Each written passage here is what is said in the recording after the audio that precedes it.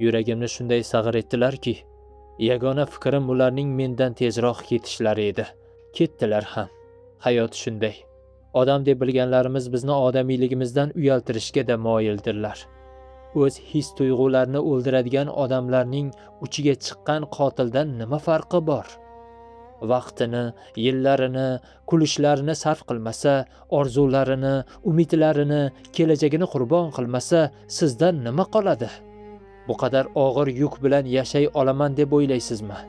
Bu holat axiyri o'ldiradi.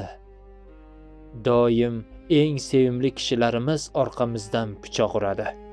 7 milliard inson yashaydigan bu dunyoda aynan ular zimmalariga oladilar bu vazifani.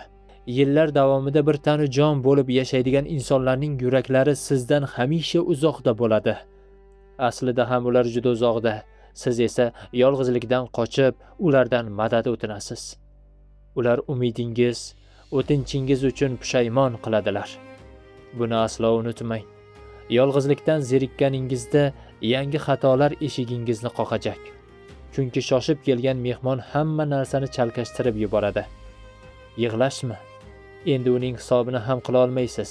E'tibor ham bermay qo'yasiz, ko'nikasiz.